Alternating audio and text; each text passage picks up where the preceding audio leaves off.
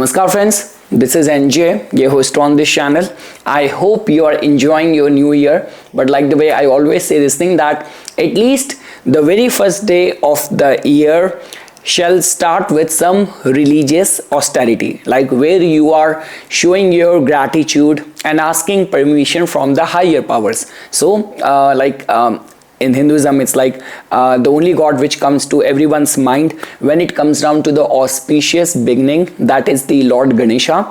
And I'm lucky that in Vancouver, the city where I live, there's a very amazing, well-maintained temple of Lord Ganesha. So yeah, in the morning I went there, and that also gave me insight that the very first video of the 2025 could be on Ketu. So guys, in this video we will try to look at that in certain alignments over where in those charts, in those lives, you get the promise in a very clear and concise way.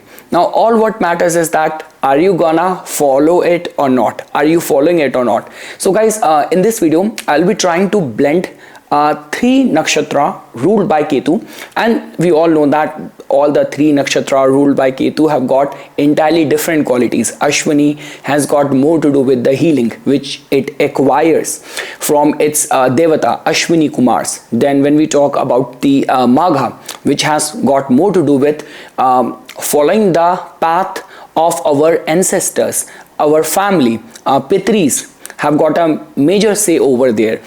And the last is Mula over there, the very formidable energy of the Nerati is connected over there.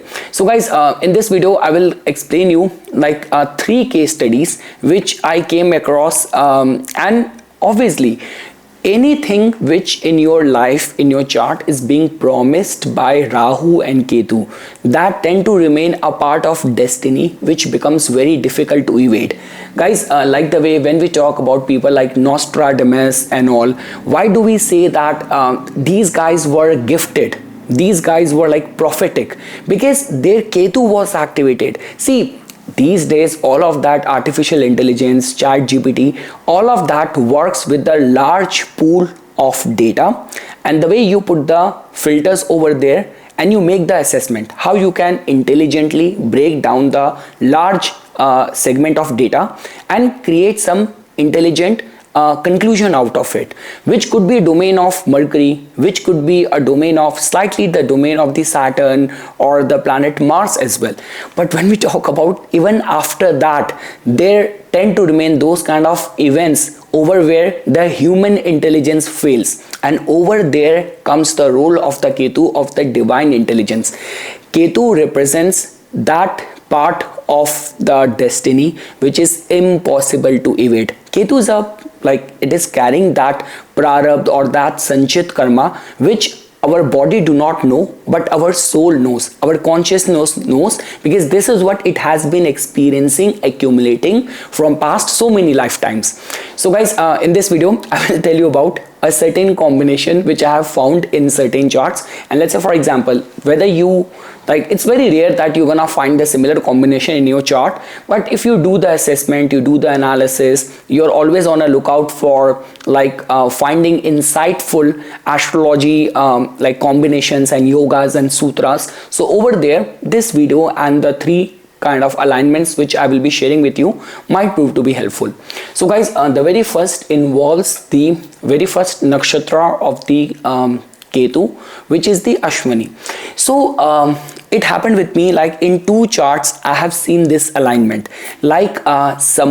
see, first of all, you know that Ashwini has got more to do with the healing.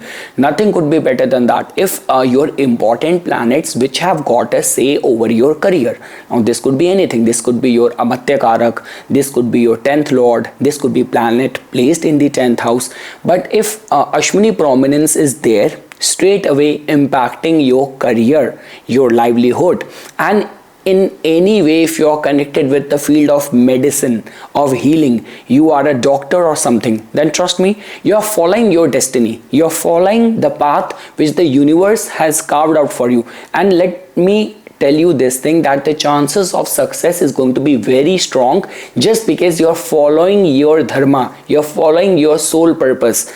So like I have seen in certain charts, like for example, if you are a Scorpio rising, and in the Scorpio rising's case, in the 10th house you will find the energy of the planet Sun in the form of the Leo sign over there.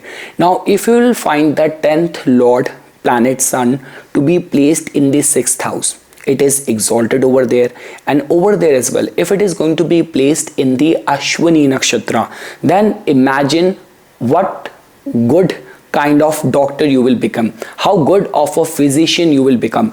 Not only you will be following your destiny, your dharma, your soul purpose, your calling, but also you are going to be an asset for the world as well, for the humanity as well. And guys, over here see how we have connected three things. Like we know this thing that in majority of the cases and of the charts of the physicians and the doctors and the medical practitioners and all, somehow you will find the prominence of the planet Sun over there. So we got the very first verification over there.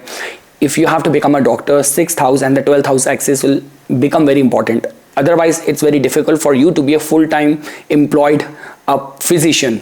So we got to know that Sun is getting verified over here, 6th house is getting verified over there. Now your Sun is exalted as well. It has gone 9 places ahead of it from the 10th house, and over and above it is placed in the Ashwini nakshatra. So this is how guys predictions are done. I always say this thing that astrological prediction or planetary assessment is a interplay, and it's a combination of decoding the planet which represents energy, zodiac sign which tells about how that energy is going to be represented, house tells about where, and it's the nakshatra which tells about the intent or the motivation. So in case of Ketu's Ashwini nakshatra, if you will come across this kind of alignment, and if that person is not a physician, or if in his line of work, in his career, medicine or healing is not involved, then I do not have anything to say. You are not just utilizing the gifts which the universe has given to you. Now guys, comes the second combination. Like second is of the Magh nakshatra.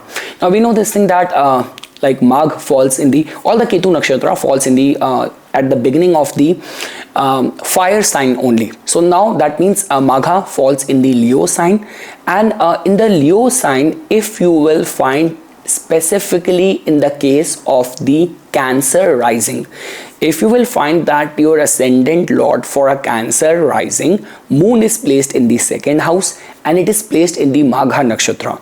Now what all are we getting over here? We are getting, the first thing is that your ascendant lord tells about your life force. It not only tells about your health, your physical appearance, your physical characteristics, but it also tells about the kind of DNA which you have, because you know the family in which you are born, it carries the encapsulated information of every aspect of your existence. So for a Cancer lagna, like if the ascendant lord moon is placed in the 2nd house and it is placed in the Magha nakshatra, now we know this thing that the qualities of the Magha somehow has got very strong affinity with the 2nd house, like the way I connected Ashwini with the 6th house. Ashwini has got, if I were to describe Ashwini in one word, I will say healing. 6th house is the house of actual services and medicine, and for the physician it becomes the very important house. Same is the way when we talk about Magha, which has got everything to do with your family lineage, with your family ancestry, you know, bringing pride, reputation to your family name, glory to your family, and this is what the 2nd house tells about.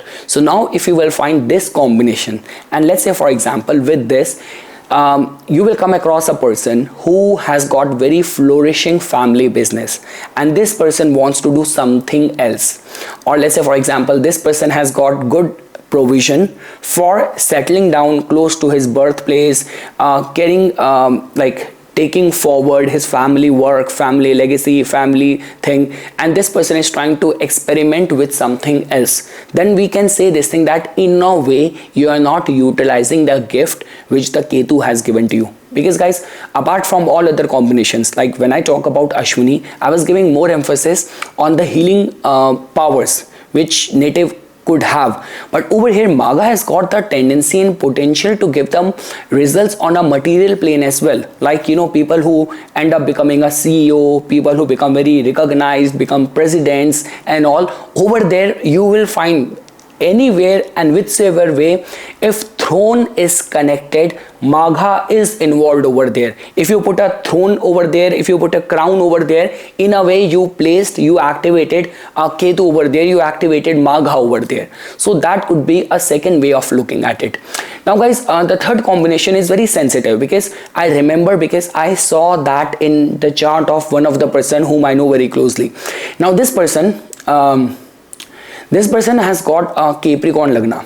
See, if you will come across a chart over where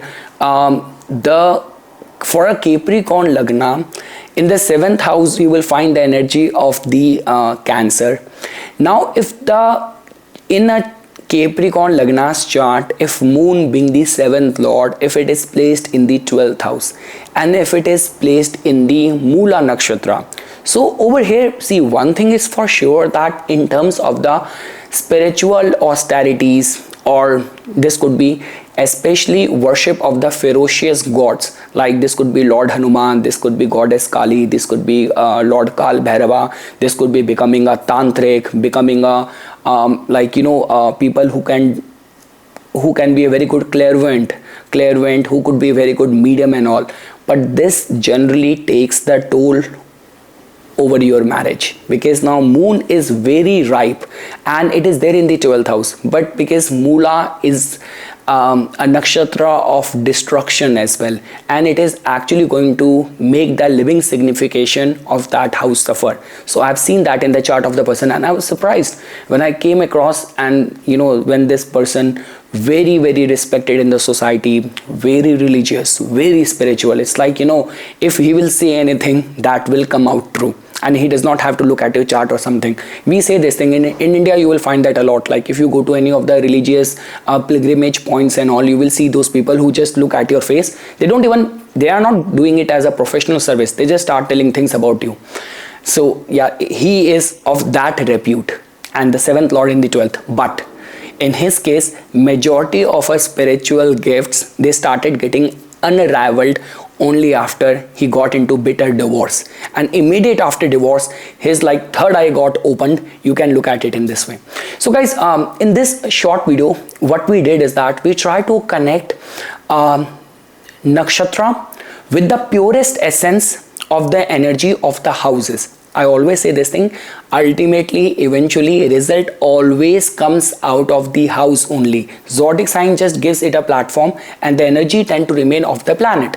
So in this way, we connected Ashwini in the 6th house, we connected Magha in the 2nd house, and we connected Mula with the 12th house, completely in synchronicity with the energy of the house. And if you come across a chart in this kind of alignment, do recommend that person. And in certain cases, like in alignment of the Mula, you have to give like proper warning signs for the person, because this is what destiny will be bringing very soon for that person. And like the way, guys, in this video, we did not talk about a planet like Jupiter, planet like Saturn, planet like Rahu.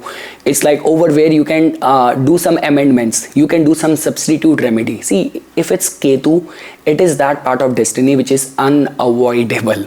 And if someone comes to me and with this kind of alignment, and they ask me, Nipun, give us any remedy, give us any solution. There's no solution, it's Ketu. Okay, if to an extent, surrendering to Lord Ganesha could still help you, benefit you, but again, like everything is aligned and dictated by the divine laws as laid out by the planets. So yes guys, this is something which I wanted to say as a part of my inputs. For further more updates and notification on the divine science of Vedic astrology, please subscribe to my YouTube channel and follow me on my Instagram account. Dhanyavad.